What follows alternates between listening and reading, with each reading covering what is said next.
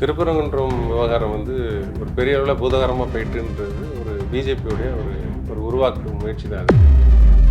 இவர்கள் ஊதி பெரிதாக்குன இந்த இடத்துல தான் தீப ஏற்றணும்னு இவங்க அடம் பிடிச்சி இவங்க போய் ஒரு பெட்டிஷனை போட்டு அதுக்கு நீதிமன்றமும் இவர்களுக்கு துணை போய் இது இந்த சிக்கல் காரணமாக மன உளைச்சலுக்கு உண்டான ஒரு நபர். என் பேர் பூர்ணச்சந்திரன். நான் மதுரை நரிமேட்டில் இருந்து பேசுகிறேன். மதுரைக்காரங்க எல்லாத்துக்குமே திருப்பரங்குன்றம் தீப ஏற்றுறதுல உடன்பாடு இல்லைன்னு நிறையா பேர் சொல்லிக்கிட்டு இருக்காங்க. அதில் எனக்கு சுத்தமாக நம்பிக்கை இல்லை. நம்ம முருகனோட முதல் படை வீடு திருப்பரங்குன்றத்திற்கு பெருமை சேர்க்கணும்னு ஒரு நீதிபதியே நினச்சி அவரோட தீர்ப்பை ஒரு கோர்ட்டில் காவ வைக்கிற ஒரு சென்ட்ரல் கவர்மெண்ட் ரிசர்வ் ஃபோர்ஸை வந்து அனுப்பி ஏற்றணும்னு சொல்கிறாங்க. ஆனால் மாநில அரசு வந்து இப்படி தடுக்குது. இதனால் எனக்கு பெரிய மன உளைச்சலாகுது. அதனால் என்னோட உடம்பை பெரியார் சிலைக்கிட்ட, ஏன்னா கடவுள் இல்லைங்க ஒருத்தர், அவர்கிட்ட கடவுள் இருக்குது, திருப்பரங்குன்றத்தில் வந்து தீபம் 2026 அது ஏற்றணும் அப்படின்றதுக்காக என் உடலில் நான் தீய வச்சுக்கிட்டு தீபமாக எரியப்படுறேன். அதுவும் அந்த போலீஸ் வீட்டுக்குள்ளே எரியப்படுறேன். மக்கள் மத்தியில் இவங்கள ஆதரவாளர்கள் மத்தியில் ஒரு பதட்டத்தை ஏற்படுத்தி அதன் விளைவாக தான் இவர் சூசைட் பண்ணியிருக்காரு. இதுக்கு தூண்டுகோலாக இருந்த பிஜேபி தான் இதுக்கு பொறுப்பேற்கணும்.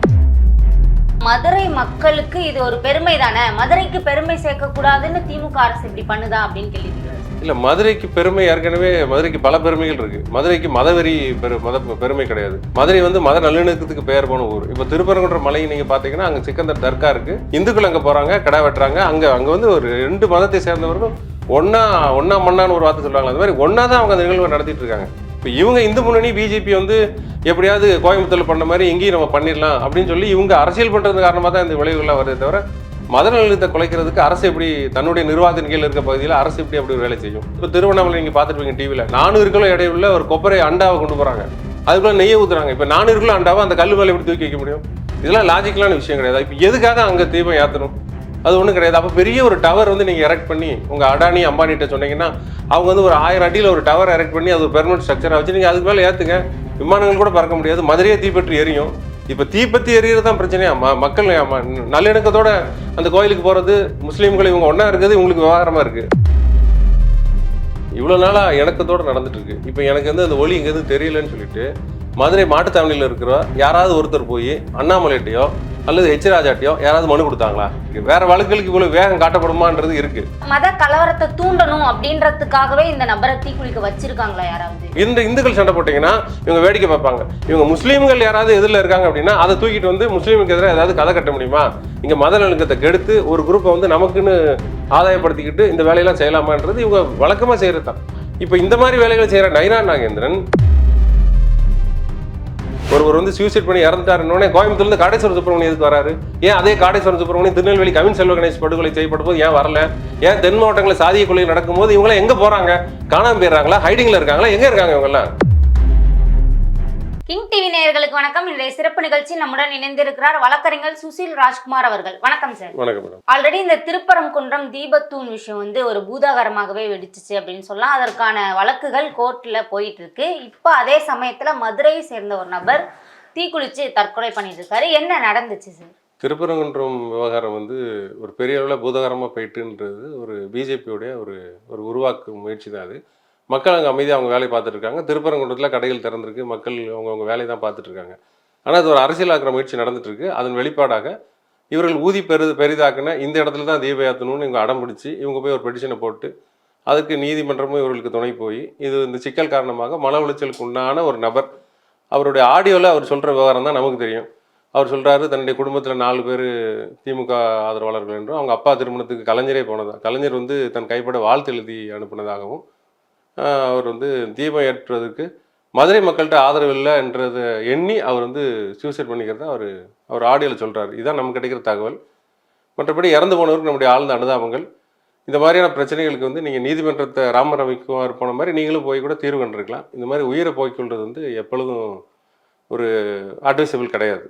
அந்த ஆடியோல பாத்தீங்கன்னா அந்த பதட்டம் எதுவுமே, இப்ப நம்ம தீ வச்சுக்க போறேன்றதையும் அவர் சொல்றாரு. ஆனா ஒரு பதட்டமே இல்லைல்ல சார், எழுதி கொடுத்த மாதிரி இருக்கே.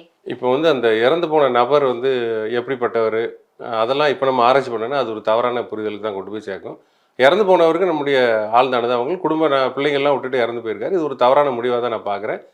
இதற்கு தூண்டுகோலாக இருந்த பிஜேபியை தான் நம்ம இந்த நேரத்தில் நம்ம பேசணும். இவர்கள் தான் அந்த ஒண்ணுமில்லாத ஒரு பிரச்சனையை பெருசாக ஊதி பெரிதாக்கி தீபம் வழக்கமாக பாரம்பரியமாக ஏற்றப்படுற இடத்துல அறநிலைத்துறையும் கோவில் நிர்வாகமும் அந்த இடத்துல தான் ஏற்றுவோன்ற ஒரு முடிவோட பல ஆண்டுகளாக அதை செஞ்சுட்டு அமைதியாக அந்த நிகழ்வு நடந்துட்டு இருக்கும்போது தேவையில்லாமல் இவங்க உள்ள புகுந்து ஒரு பெட்டிஷனை போட்டு மக்கள் மத்தியில் இவங்கள ஆதரவாளர்கள் மத்தியில் ஒரு பதட்டத்தை ஏற்படுத்தி அதன் விளைவாக தான் இவர் சூசைட் பண்ணியிருக்காரு. அதனால் இந்த இவர் ஏன் அப்படி இறந்து போனார் வச்சாருன்றதுக்குள்ள நம்ம போகிறத விட இதுக்கு துண்டுகோலாக இருந்த பிஜேபி தான் இதுக்கு பொறுப்பேற்கணும். இப்போ இன்னொன்று என்ன சொல்றாருன்னா, மதுரை மக்களுக்கு இது ஒரு பெருமை தானே, மதுரைக்கு பெருமை சேர்க்கக்கூடாதுன்னு திமுக அரசு இப்படி பண்ணுதா அப்படின்னு கேள்வி கேட்கிறாரு. இல்லை, மதுரைக்கு பெருமை ஏற்கனவே மதுரைக்கு பல பெருமைகள் இருக்கு. மதுரைக்கு மதவெறி பெருமை கிடையாது. மதுரை வந்து மத நல்லிணக்கத்துக்கு பெயர் போன ஊர். இப்போ திருப்பரங்குன்ற மலை நீங்கள் பார்த்தீங்கன்னா அங்கே சிக்கந்தர் தர்கா இருக்கு. இந்துக்கள் அங்கே போகிறாங்க, கடை வெட்டுறாங்க. அங்கே வந்து ஒரு 2 மதத்தை சேர்ந்தவர்களும் ஒன்னா மண்ணான்னு ஒரு வார்த்தை சொல்கிறாங்க. அந்த மாதிரி ஒன்றா தான் அவங்க அந்த நிகழ்வை நடத்திட்டு இருக்காங்க. இப்போ இவங்க இந்து முன்னணி பிஜேபி வந்து எப்படியாவது கோயம்புத்தூர்ல பண்ண மாதிரி எங்கேயும் நம்ம பண்ணிடலாம் அப்படின்னு சொல்லி இவங்க அரசியல் பண்ணுறது காரணமாக தான் இந்த விளைவுகள்லாம் வருதே தவிர மத நல்லிணக்கத்தை குலைக்கிறதுக்கு அரசு எப்படி தன்னுடைய நிர்வாகத்தின் கீழ் இருக்க பகுதியில் அரசு எப்படி அப்படி ஒரு வேலை செய்யும்? இது ஒரு அரசியல் குற்றச்சாட்டு. இப்போ அந்த இடத்துல இஸ்லாமிய சகோதரருக்கு என்ன வரும் அப்படின்னு சொல்லி கேட்குறேன். ஏன்னா தீபம் ஏத்துறதுனால இந்துக்களும் முஸ்லிம்களும் நாங்கள் அண்ணன் தம்பிகளாக தான் பழகிருக்கோம். தீபம் ஏத்துனால அவங்களுக்கு எந்த பிரச்சனையும் இல்லையே, அதை ஏன் தடுக்கிறீங்க? இல்லை, இப்போ தீபம் ஏத்துறது இவங்க நோக்கம் கிடையாது. இப்போ ஒரு செய்தி நீங்கள் கேள்விப்பட்டிருப்பீங்க. அயோத்தியாவில் வந்து ராமர் இந்த இடத்துல தான் பிறந்தாருன்னு சொன்னாங்க. அதை வழக்கு முடிவு விசாரணைக்கு கடைசி கட்டத்தை எட்டுறதுக்கு முன்னாடியே இவங்க வேற ஒரு இடத்துல அங்கேருந்து 3 கிலோமீட்டர் தள்ளி ஒரு இடத்துல கோயில் கட்ட ஆரம்பிச்சிட்டாங்க. ஆனால் இவங்க பண்ண பிரச்சனை என்னன்னா, ராமர் இந்த குறிப்பிட்ட இந்த ஸ்லாட்ல தான் இந்த பர்டிகுலர் ஒரு இடத்துல தான் பிறந்தாருன்னு அவங்க வந்து பெரிய அளவில் மக்களை திரட்டினாங்க. அவங்க மக்கள் நிறைய பேர் அதை நம்பினாங்க. அதுக்கு முன்னாடி அதை இடிச்சிட்டாங்க. அது 3 கிலோமீட்டர் தள்ளி தான் அந்த அந்த கோவில் அவங்க கட்டியிருக்காங்க, அயோத்தியா கோவில். ஆனால் அந்த இடத்துல அவங்க கட்டல. அதே மாதிரி இந்த நீங்கள் தர்கா பக்கத்தில் நாங்கள் 10 அடி தள்ளி நாங்கள் கட்டுவோம் அப்படின்றது அது ஒரு மலை முகடு. அந்த மலை முகட்டில் போய் நீங்கள் வந்து இப்போ திருவண்ணாமலை நீங்கள் பார்த்துருப்பீங்க டிவியில் 400 கிலோ இடையுள்ள ஒரு கொப்பரை அண்டாவை கொண்டு போகிறாங்க. அதுக்குள்ளே நெய்யை ஊற்றுறாங்க. இப்போ 400 கிலோ அண்டாவை அந்த கல் மேலே எப்படி தூக்கி வைக்க முடியும்? இதெல்லாம் லாஜிக்கலான விஷயம் கிடையாது. இப்போ எதுக்காக அங்கே தீபம் ஏற்றணும்? அது ஒன்றும் கிடையாது. அப்போ பெரிய ஒரு டவர் வந்து நீங்கள் எரெக்ட் பண்ணி உங்கள் அடானி அம்பானிகிட்ட சொன்னீங்கன்னா அவங்க வந்து ஒரு 1000 அடியில் ஒரு டவர் எரெக்ட் பண்ணி அது ஒரு பெர்மனன்ட் ஸ்ட்ரக்சராக வச்சு நீங்கள் அதுக்கு மேலே ஏற்றுங்க. விமானங்கள் கூட பறக்க முடியாது. மதுரையே தீப்பற்றி எரியும். இப்போ தீப்பற்றி எரியறது தான் பிரச்சனையா? மக்கள் நல்லிணக்கத்தோட அந்த கோயிலுக்கு போகிறது, முஸ்லீம்கள் இவங்க ஒன்றா இருக்குது, இவங்களுக்கு விவகாரமாக இருக்குது. அதான் இவங்க அதை தூண்டுறாங்க. இப்போ மலை மேலே ஏற்றுனாங்க அப்படின்னா கோயிலுக்கு வர முடியாதவர்கள் ஊனமுற்றோர்களும் அந்த தீபத்தை வந்து தரிசிக்கலாம். இதுவே கோயில் மேலே ஏற்றுனாங்கன்னா அந்த ஒளி பரவலாக தெரியாது அப்படின்னு சொல்றாரு சார். ஓகே, இப்போ வந்து இவ்வளோ நாளாக இணக்கத்தோடு நடந்துட்டு இருக்கு. இப்போ எனக்கு வந்து அந்த ஒளி எங்கேருந்து தெரியலன்னு சொல்லிட்டு மதுரை மாட்டுத்தாவணியில் இருக்கிற யாராவது ஒருத்தர் போய் அண்ணாமலைட்டையோ அல்லது ஹெச் ராஜாட்டையோ யாராவது மனு கொடுத்தாங்களா? ராம ரவிக்குமார்ன்றவரை யாரோ ஒருவர் தூண்டி இப்படி ஒரு மனுவை நீங்கள் போடுங்க, அதை நாங்கள் விசாரித்து நாங்கள் இப்படி பண்ணுறோம் அப்படி பண்ணுறோம்னு சொன்னதன் பேரில் தான் இவர் மனு போட்டிருக்காரு. இவர் போட்ட மனுவுக்கு அறநிலைத்துறை ஈவோ வந்து பதில் கொடுத்துட்டாரு. நீங்கள் சொன்னபடி ஏற்ற முடியாது, ஏற்கனவே அதை ஏற்றிட்டு இருக்கோம், ஒரு இடத்துல ஏற்றுவோன்னு பதில் கொடுத்தாச்சு. அந்த பெட்டிஷன் முடிஞ்சு போச்சு. இவர் அதுக்கு அகேன்ஸ்டாக தான் இவர் கோர்ட்டுக்கு போகிறாரு. அதை கடந்த 20 நாட்களில் 6 முறை அது நீதிமன்றத்தில் விசாரிக்கப்பட்டிருக்கு. இதெல்லாம் வேற வழக்குகளில் விசாரிக்கப்படுமா அப்படிங்கிற கேள்வி வந்து பொதுமக்கள் மத்தியில் இருக்கு. வேற வழக்குகளுக்கு இவ்வளவு வேகம் காட்டப்படுமான்றது இருக்கு. அப்போ இதுக்கு பின்னாடி அரசியல் இருக்குன்றத மக்கள் புரிஞ்சிருக்காங்க. இந்த விவகாரத்தை நம்ம அப்படிதான் பார்க்கணும். இதுக்கு பின்னாடி இந்து முன்னணி பிஜேபி RSS உடைய அரசியல் இருக்கு. மதுரையின் சமூக நல்லிணக்கத்தை கெடுத்து அதன் மூலமாக இவர் வடநாட்டில் பண்ண மாதிரி, பீகாரில் பண்ண மாதிரி, ஹத்ராஸில் பண்ண மாதிரி, குஜராத்தில் பண்ண மாதிரி, யூபியில் பண்ண மாதிரி இவங்க இங்கேயும் ஒரு மத நல்லிணக்கத்தை கெடுத்து ஒரு மக்களை போலரைஸ் பண்ணி அதன் மூலமாக நம்ம ஆட்சி அதிகாரத்துக்கு வந்து விடலாம்னு நினைக்கிறாங்க. இதை மண்டைக்காட்டில் பண்ணாங்க. கோயம்புத்தூர்ல செல்வராஜ் என்ற ஒருவர் இந்து அடிச்சிட்டாங்கன்னு சொல்லி சொன்னாங்க. அவர் இந்துவே கிடையாதுன்னு கடைசியில் தெரிய வந்துச்சு. இப்படி ஏதாவது பணம் கிடைச்சதுன்னா அது பின்னாடி அலையிறது, அதை வச்சு அரசியல் பண்றது இவங்களுக்கு ஒன்றும் புதுசு கிடையாது. அதை தான் இவங்க செய்யறாங்க. தமிழ்நாடு அரசு இதை இரும்பு கரம் கொண்டு அடக்கணும்.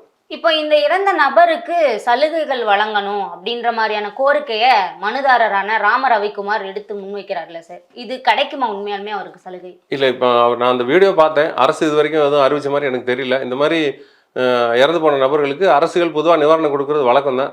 பிஜேபியிலேருந்து நிவாரணம் கொடுத்தா சொல்கிறாங்க. அரசு வந்து வேலையும் அவருக்கு ஏதோ ஒரு குறிப்பிட்ட ஒரு பெரிய தொகையும் கொடுக்கறதாக உத்தரவு அளித்ததின் பேரில் தான் நாங்கள் வந்து பிரேதத்தை திரும்ப வாங்கிக்கிறோன்னு அவங்க குடும்பத்தில் யாரும் சொல்கிறாங்க. இதுதான் இப்போது உள்ள செய்தி. அரசு என்ன செய்யுதுன்னு பொறுத்திருந்து பார்க்கலாம். அரசு இதை வேடிக்கை பார்க்காது. அரசு வந்து பிஜேபி தூபம் போடுறதுக்கு இந்த பிரச்சனையை விட மாட்டாங்க, அல்ல அந்த பிரச்சனையை முடிக்க தான் பார்ப்பாங்க. மத கலவரத்தை தூண்டணும் அப்படின்றதுக்காகவே இந்த நபரை தீக்குளிக்க வச்சிருக்காங்களா? யாராவது பின்னாடி யாராவது இருக்காங்க? இல்லை, நீங்கள் கடந்த காலத்தில் பிஜேபியோட அரசியலை பார்த்தீங்கன்னா இந்த மாதிரி வேலைகளை வந்து அவங்க செய்ய மாட்டாங்கன்றதுக்கு உத்தரவாதம் யாருமே கொடுக்க மாட்டாங்க. இவங்க அதை தான் செய்வாங்க. ஆனால் என்னன்னா அங்கே பக்கத்தில் முஸ்லீம் இருக்கணும். முஸ்லீம்கள் இருந்தால் தான் இவங்க ஒரு பணத்தை எடுத்துகிட்டு போய் நிற்பாங்க. இப்போ நீங்கள் திருநெல்வேலி பக்கம் பார்த்தீங்கன்னா திருநெல்வேலியில் கடந்த ஜூலை 27, 2025 கவின் செல்வ கணேஷ் என்ற பட்டியல் சமூகத்தை சேர்ந்த பல்லர் என்று அழைக்கப்படுகிற தேவேந்திர வேளாண் சமூகத்தை சேர்ந்த ஒரு இளைஞர் வந்து மாற்று சமூகத்தால் வெட்டி கொடூரமாக படுகொலை செய்யப்படுகிறார் தன்னுடைய சகோதரியை காதலித்தன் காரணமாக. அந்த 27 நடந்த அந்த சம்பவம் நம்ம பிஜேபி மாநில தலைவர் நயினார் நாகேந்திரன் போய் துக்கம் விசாரிக்க போனார். எல்லாரும் போனாங்க, அவரும் போனார். 27 போனவர் அதுக்கப்புறம் அப்படியே ஆகஸ்ட் 4 தன்னுடைய வீட்டுக்கு எடப்பாடியாரை வரவழைத்து ஆகஸ்ட் 4 108 வகையான உணவு பதார்த்தங்களோடு அவருக்கு ஒரு பெரிய விருந்து வைக்கிறார். இப்போ கவின் செல்வ கணேஷ் வந்து ஒரு சக இந்துவால் வெட்டி படுகொலை செய்யப்படுறான். வெட்டி படுகொலை செய்தவர் நயினார் அவருடைய இதை சேர்ந்தவங்க தான். நயினார் நாகேந்திரன் அதை அரசியலாக்கல பாருங்க. ஏன்னா அங்கே ஒரு முஸ்லீம் இல்லை, இங்கே வந்து 2 இந்துக்கள் சண்டை போட்டுக்கிறாங்க. இந்த இந்துக்கள் சண்டை போட்டிங்கன்னா இவங்க வேடிக்கை பார்ப்பாங்க. இவங்க முஸ்லீம்கள் யாராவது எதிரில் இருக்காங்க அப்படின்னா அதை தூக்கிட்டு வந்து முஸ்லீமுக்கு எதிராக ஏதாவது கதை கட்ட முடியுமா?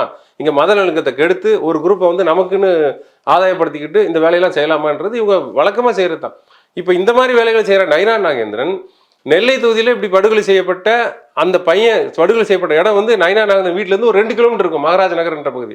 ஏன் நயினார் நாகேந்திரன் அதை ஒரு அரசியலை எடுத்து இப்படி ஒரு இந்து சகோதரனை வெட்டி கொண்டுட்டான், இது நியாயமா, இப்படி செய்யலாமான்னு சொல்லிட்டு 2 சமூகத்து மக்கள் வாழ்ற பகுதியில் போய் இந்து முன்னணி இந்த காடேஸ்வர சுப்பிரமணியம் இவர் அண்ணாமலை ராஜா எல்லாரையும் கூப்பிட்டு போய் இந்து ஒற்றுமை மாநாடு இந்து ஒற்றுமை பிரச்சாரம் நீங்கள் பண்ண வேண்டியதானே, தென் மாவட்டங்களில் சமூக நல்லிணக்கம் ஏற்படுறதுக்கு இது ஒரு வாய்ப்பாக இருக்குமே, அங்கெல்லாம் நீங்கள் போக மாட்டீங்க. ஏன்னா அங்கே போனீங்கன்னா அங்கே வேற ஒரு பதில் உங்களுக்கு கிடைக்கும், அதனால நீங்கள் போக மாட்டீங்க. ஆனால் இங்கே போனீங்கன்னா இங்கே வந்து உங்களுக்கு முஸ்லீம்கள் இருக்கனால நீங்கள் முஸ்லீம்களுக்கு எதிராக எப்பொழுதும் ஒரு உரசலை ஏற்படுத்தி இது வந்து சுதந்திரத்துக்கு முன்னாடி இருந்தால் இவங்களுக்கு வந்து இவங்க ஆர்எஸ்எஸ் இந்து முன்னணி இதுக்கு இவங்க மூதாதைகள் இருக்காங்க, இவங்க எல்லாருமே முஸ்லீம்களுக்கு எதிரான ஒரு கதை கட்டுதல் ஒரு அணிதிரட்டலை தான் இவங்க தொடர்ந்து பண்ணிகிட்டே இருந்திருக்காங்க. இன்னைக்கு வரைக்கும் அதை தான் அவங்க ட்ரை பண்ணுறாங்க. அன்ஃபார்ச்சுனேட்லி ஆர் ஃபார்ச்சுனேட்லி நமக்கு இது தமிழ்நாட்டில் வேலை செய்யலை, அது இவங்களுக்கு பொறுக்க முடியல. அதனால தான் இங்கே இருக்க அரசுக்கு எதிராக ஏதாச்சும் ஒன்று பேசிகிட்டு இருக்கிறதும் இல்லாத போலாதெல்லாம் பேசுறதும். இப்போ ஒரு கொலை ஒருவர் வந்து சூசைட் பண்ணி இறந்துட்டாருன்னொடனே கோயம்புத்தூர்லேருந்து காடேஸ்வர சுப்பிரமணியம் எதுக்கு வராரு? ஏன் அதே காடேஸ்வர சுப்பிரமணியம் திருநெல்வேலி கவின் செல்வ கணேஷ் படுகொலை செய்யப்பட்ட போது ஏன் வரல? ஏன் தென் மாவட்டங்களில் சாதிய கொலை நடக்கும்போது இவங்களாம் எங்கே போகிறாங்க? காணாமல் போயிடுறாங்களா? ஹைடிங்கில் இருக்காங்களா? எங்கே இருக்காங்க இவங்கெல்லாம்? தெரியணும்ல, நமக்கு மக்களுக்கு தெரியணும்ல. அதுக்கெல்லாம் இதுக்கெல்லாம் இவங்கள்ட்ட பதில் கிடையாது. இவங்க ஏதாவது பணம் நடக்கணும், அங்கே ஒரு இஸ்லாமியர் பக்கத்தில் இருக்கணும், அல்லது இஸ்லாமிய மசூதி இருக்கணும், தர்கா இருக்கணும். இப்போ இங்கே நம்ம ட்ரிப்ளிகேனில் நீங்கள் பார்த்தீங்கன்னா நாங்கள் மசூதி தெரு வழியாக தான் நாங்கள் பிள்ளையார் ஊர்வலத்தை கொண்டு போவோமாங்க. அங்கே போய் கொஞ்ச நேரம் நிற்பாங்க, காவல்துறைக்கு பெரிய தலைவலியாக போயிடும் ஒவ்வொரு விநாயகர் சதுர்த்தி நேரமும். இது இவங்களுடைய ஒரு மோட் ஆஃப் ஆப்ரேஷன் தான். இதை தமிழ்நாட்டில் இருக்கிற எந்த அரசுகளாக இருந்தாலும் வந்து இதை நல்லா விளங்கியிருக்காங்க. அதனால அவங்களுக்கு இது நடக்கலை. அதனால இந்த அரசுகளையே மாற்றி தங்கள் கையில் அதிகாரத்தை வச்சுக்கிட்டு இவர்களுக்கு தேவையான அளவில் இங்கே ஒரு மாற்றத்தை ஏற்படுத்தி இங்கே ஒரு போலரைஸ் பண்ணி இங்கேயே நம்ம நின்றுட்டு ஏதாவது பண்ணலாம்னு நினைக்கிறாங்க. அது நடக்காது. இன்னொரு கேள்வி முன்வைக்கப்படுது சார். என்னன்னு பாத்தீங்கன்னா, தர்காவுக்கு பக்கத்துல இருக்கக்கூடிய தூண்ல நார்மலா தமிழரோட பாரம்பரியப்படி ஏதாவது கல்வெட்டுகளோ இல்ல தமிழர் அடையாளம் சார்ந்த ஏதாவது ஒரு விஷயம் அந்த இடத்துல இருக்கணும். பட் அங்க மசூதியை தவிர கல்வெட்டுகளோ எந்த ஒரு பதிவுமே கிடைக்கல அப்படின்றாங்க. அது எப்படி சார் தீபத்தூணா கன்சிடர் பண்ண முடியும்? இல்லை, தீபத்தூணை அதை கன்சிடர் பண்ணவே முடியாது. அதனால தான் நீங்கள் பார்த்தீங்கன்னா அவங்க வழக்கறிஞர் குமரகுரு கூட சொல்றாரு, நாங்கள் நம்பிட்டோம் அந்த இடத்துல தீபம் ஏற்றணும், நாங்கள் நம்பிட்டோம், அதனால அங்கே தீபம் ஏற்றுவோன்றாங்க. இதே தான் அயோத்தியிலும் சொன்னாங்க, ராமர் இங்கே பிறந்துட்டா ஆதாரம் இருக்கா? ஆதாரம்லாம் கிடையாதுங்க, நாங்கள் நம்பிட்டோம், எங்களோட எங்கள் நம்பிக்கை அடிப்படையில் நீங்கள் போடுங்க. இது வந்து முஸ்லீம்களும் இந்துக்களும் சமாதானம் வாழணும்னா அதுக்கு ஒரு வழி இருக்குது. அயோத்தியில் நீங்கள் என்ன பண்ணீங்க? மசூதி இடிச்சிட்டு வேறு இடத்துல மசூதி கட்டினீங்களா? இப்போ சமாதானமாக தானே இருக்குன்னு எச்சராஜா சொல்கிறார். இவரெல்லாம் பிடிச்சி உள்ளே போகணும், இவரெல்லாம் வச்சு வேடிக்கை பார்க்கறது இந்த திமுக அரசு செய்கிற தவறு. இது இவங்களாம் பிடிச்சி உள்ளே போகணும். இப்படிப்பட்ட பேச்சுகளை இரும்பு கரம் கொண்டு அடக்கணும். அதனால தான் இவங்க வந்து ஆதாரம் இல்லை, அதனால என்ன அப்படின்னு கோர்ட்டுக்கே வந்து அவங்க பேசுகிறாங்க. கோர்ட்டில் பெட்டிஷன் போட்டு அதை என்னெல்லாம் செய்யணுமோ எல்லா வேலையும் செஞ்சுட்டு வெளியில் வந்து பேசுறது என்னென்னா, ஆமாங்க நாங்கள் நம்பிட்டோங்க, எங்களுக்கு அங்கே தான் இருந்துச்சு, நாங்கள் நம்புகிறோம், எங்களுக்கு அங்கே தான் கட்டணும், என்ன பண்ணணும் உங்களுக்கு? நாங்கள் மெஜாரிட்டிங்க. யார் மெஜாரிட்டி? இங்கே தமிழர்கள் தான் மெஜாரிட்டி. நீங்கள் சொல்கிற இந்துத்துவவாதிகள் இங்கே மெஜாரிட்டி கிடையாது, ஒரு காலம் நீங்கள் வரப்போகிறது கிடையாது. ஏன்னா தமிழர்களுடைய மரபே வந்து வர்ண எதிர்ப்பு, பார்ப்பனிய எதிர்ப்பு தான். நீங்கள் தொட்டிங்கன்னா அங்கே ஃபயர் ஆயிரும், இது நல்லா தெரியும் உங்களுக்கு. அதனால ஏதாவது ஒன்று பண்ணி வரணும்னு பார்க்குறாங்க. அதோட இதுதான் ஆதாரங்கள்லாம் எல்லா ஆதாரங்களும் இருக்குது. அரசுக்கு சாதகமான ஆதாரங்கள் இருக்குது, மத நல்லிணக்கத்துக்கு சாதகமான ஆதாரங்கள் இருக்குது. அதை கெடுக்கிறதுக்கு இவங்க துடிக்கிறாங்க. இப்போ கோர்ட் சாலையில் என்ன சொல்கிறாங்கன்னா, ரிப்போர்ட் இருக்குது, இந்த தூண் மாதிரியே திருநெல்வேலியிலும் மற்ற மாவட்டங்கள்லையும் ஒரு கல் வச்சிருக்காங்க, அதற்கான ரிப்போர்ட் நாங்கள் வச்சிருக்கோம் அப்படின்னு சொல்கிறாங்களே சார். இப்போ நீங்கள் பார்த்தீங்கன்னா எங்கள் உயர்நீதிமன்ற பக்கத்தில் ஒரு பெரிய கல், ஒரு நண்பர் கூட நேற்று எடுத்து ஃபேஸ்புக்கில் ஃபோட்டோ போட்டிருந்தார். இதில் கூட தீபம் ஏற்றலான்னு நக்கல் பண்ணி ஒரு ஃபோட்டோ போட்டிருந்தார். தூணை பார்த்தோன்னே தீபம் ஏற்றிடலான்றதுலாம் வந்து என்ன வகையான இது? எதாவது பண்ணணும்னு நினைக்கிறீங்களா? அப்போ ஏதாச்சும் பண்ணி பிரச்சனை பண்ணணும்னு நினைக்கிறீங்களா? ஏன் அங்கே தான் தீபம் ஏற்றணும்னு என்ன இருக்குது? வழக்கமாக ஏற்ற இடத்துல தீபம் ஏற்றுறாங்க, மக்கள் போகிறாங்க, அவங்க வந்து அவங்க கடவுளை அவங்க நேர்த்தி கடனை செலுத்துறாங்க, அவங்களுக்கு வேண்டிய பூஜை புனஸ்காரங்களை செஞ்சு சந்தோஷமா இருக்காங்க, அமைதியா இருக்காங்க. உங்களுக்கு நீங்க தான் அமைதி கெடுக்க முயற்சி பண்றீங்க. உங்களுக்கு இந்த அமைதி பிடிக்கல உங்களுக்கு.